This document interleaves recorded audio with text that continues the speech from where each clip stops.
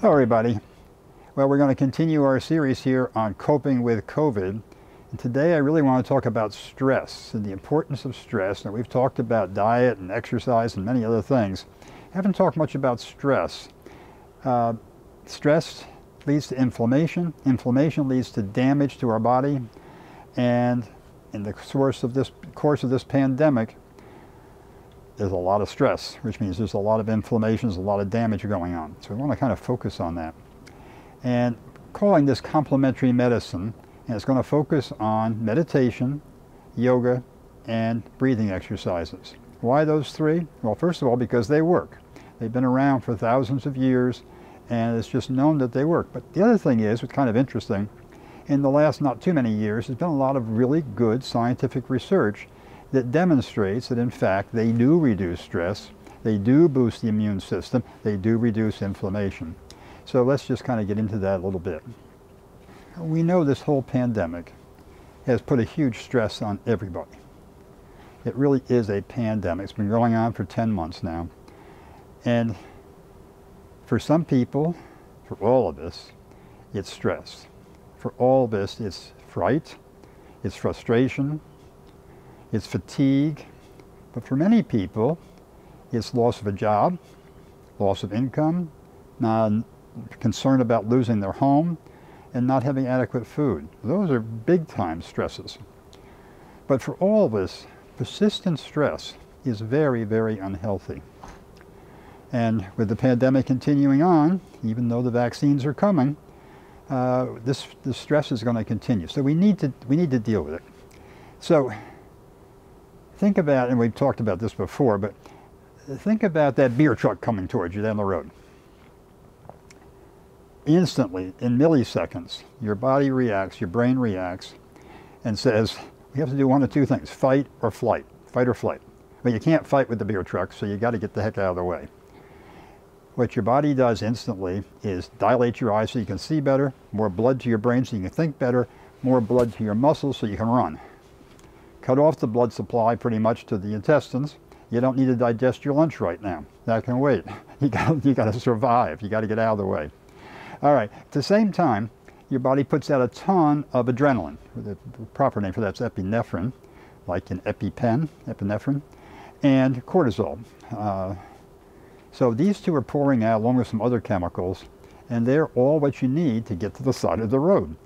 Once you get to the side of the road, and of course your breathing's going up and down very quickly, your heart rate's up, so you sort of settle down. You can feel it. You just say, oh, I got that adrenaline rush. And then it sort of starts to settle down some. Okay, so that's acute stress. Chronic stress is when it's not this, this big jump and back down, but it's just there all along. And it just lasts for hours, for days, for weeks, for months. That's what we got to deal with. Because during that chronic stress, we're putting out not the big doses of adrenaline and cortisol, but a low level. Now these are perfectly normal chemicals in our body, but they're not supposed to be up, at least not all the time. And when they are, it leads to inflammation. Inflammation, here's just a quick analogy. Think about a fireplace. You can have a nice roaring fire going on a nice cold day, and it's great. And that's kind of like that acute example of stress.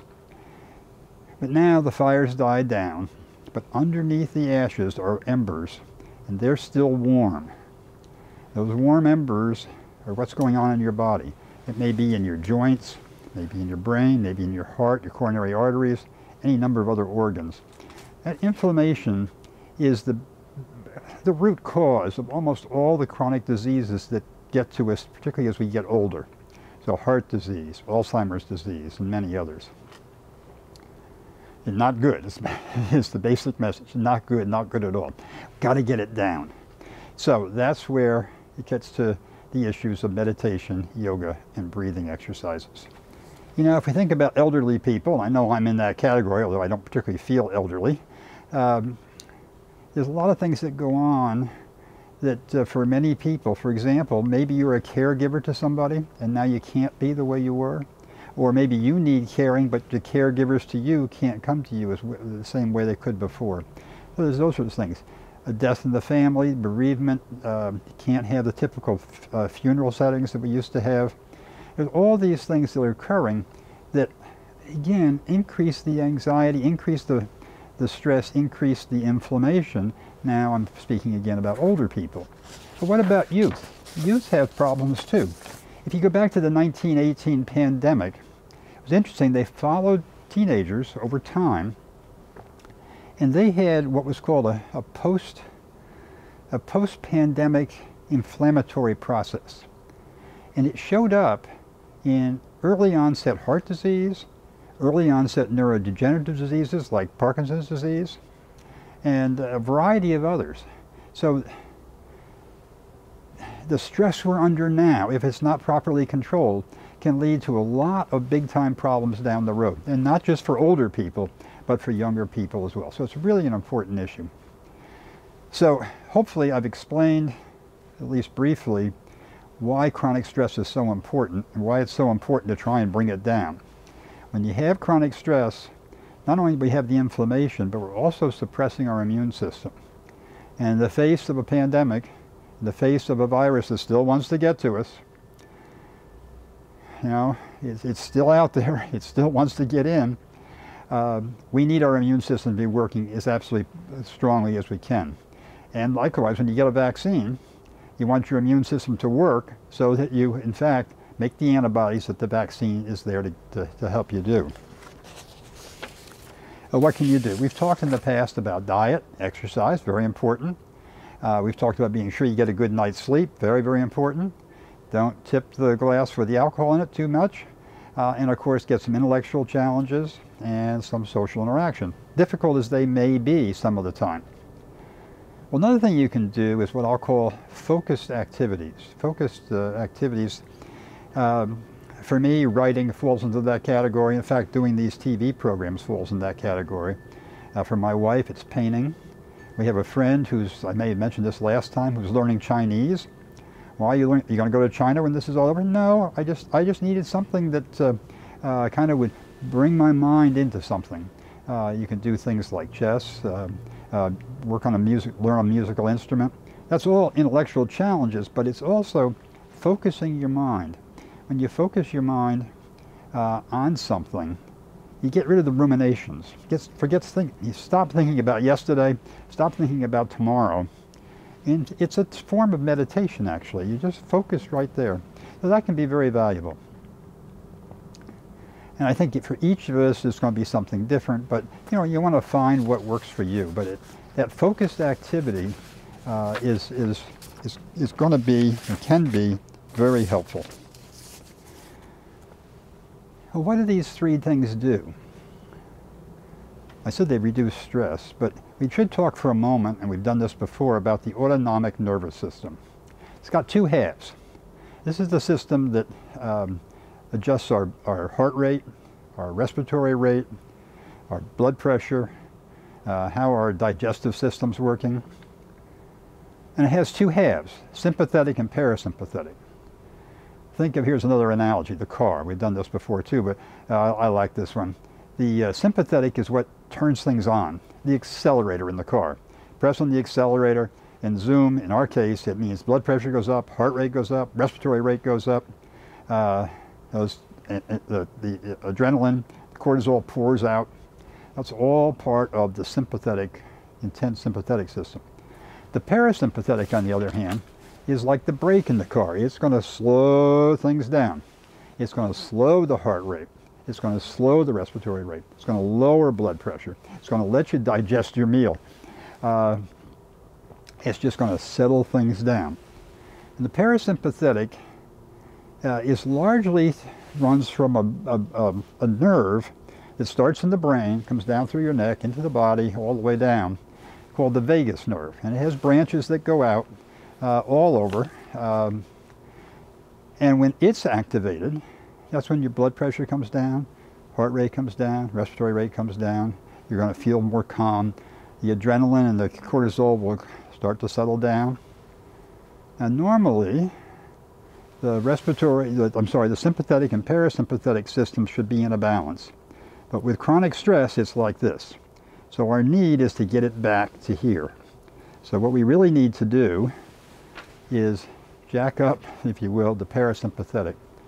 And you can do that with these three techniques. That's really the essence of what they're doing in many ways, is getting the vagus nerve more activated, getting it more activated and tamping down the sympathetic side of things. How does it work? I'll use an example from breathing, and that is that when you follow the breathing exercises, which I'll come back to in a minute, it sends a message up to the brain, and the brain says, oh, we can slow things down. So it then sends this message back down through the vagus nerve to all the organs that I'm just talking about.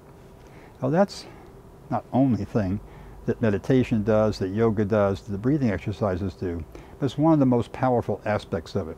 And what's interesting about it and valuable about it is you can control it. You're the one who can set it up.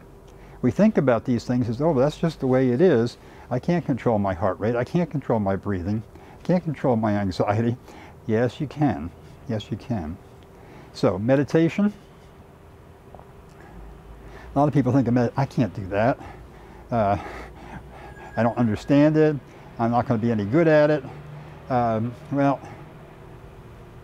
what you might want to do is, on your smartphone, download an app. There's two that I'm aware of, that I've tried them both, and they're both good. One is called Calm, C-A-L-M. The other is called Insight Timer, Insight Timer. They're both free. Both of them have inside their programs, they'll try and, there's a buy-up. You don't need to. So just using Insight Timer for a second. There's short meditations, 5 minutes, 10 minutes, 15 minutes, up to an hour. You just pick out what you want, and they give you maybe for each day a list of 7 or 8 you might want to choose from. You don't have to choose from them. You can go elsewhere in the system. I don't know. I find it very good. My wife does as well, and it does help us, if you will, settle down. Settle down. Yoga, you're going to say, well, I see these pictures of people in these contorted positions and upside down and all this craziness. Yeah, there's some, but real yoga, the type of yoga you want to do, is very restful, it's relaxing, it should be fun. It shouldn't be some stress builder, it should be a stress reliever. So it is certainly true that yoga is best, I think, if you can do it with a group, especially with a leader, instructor. But if for some reason that's not possible, and may not be possible in the middle of a pandemic, you can go on YouTube and other places and get some very good help. And if you're living here in Charlestown, you can go, I think, on My Erickson, and from there find some YouTube. I know you can actually find some videos that you can use. So that's yoga. Now the breathing is very simple. We normally breathe about 14 times a minute, and that's fine. If you're stressed, it goes up. What you can do, though, is by slowing your breathing down.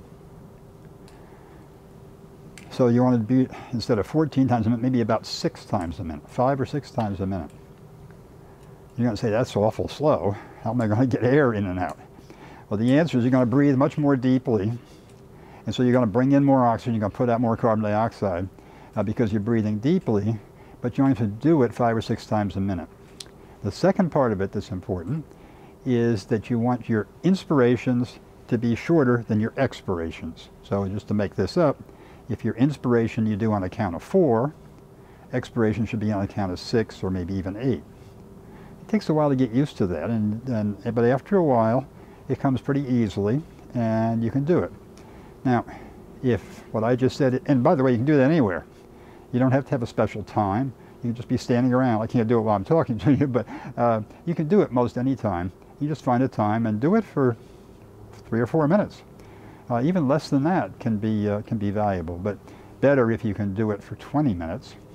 Same thing with meditation. Better if you can do it for 20 minutes. And yoga, probably even longer than that. Definitely longer than that. So those are some ideas. They can all be very helpful to you right now because we all have chronic stress. If you tell me you don't have chronic stress, I'll tell you you don't know. We all have it. we can't help but have it right now. So try some of these out and spend some time on them. But again, it should be pleasant. If it's not pleasant, you're doing the wrong thing. It should be fun, it should be pleasant, it should be stress reducing. And that stress reduction is going to make a huge difference in how you're going to feel, not just today, but into the long term. And that's really what we're focusing on here. We don't want the chronic stress to cause damage in the days, months, years to come. We want to get rid of that inflammation. So, sorry for the advertisement, but here's the 2 books that I mentioned before. Longevity Decoded, The 7 Keys to Healthy Aging. That gets into, again, the diet, the exercise, and so on. It also gets into some of these points. And the other book, Boom, Boost Our Own Metabolism, gets into more focus on diet and exercise. You don't need them. I don't pretend that you need to have them, but again, they might be useful to you in working through some of these issues that we're all facing right now. So thank you for watching, and we'll see you next time.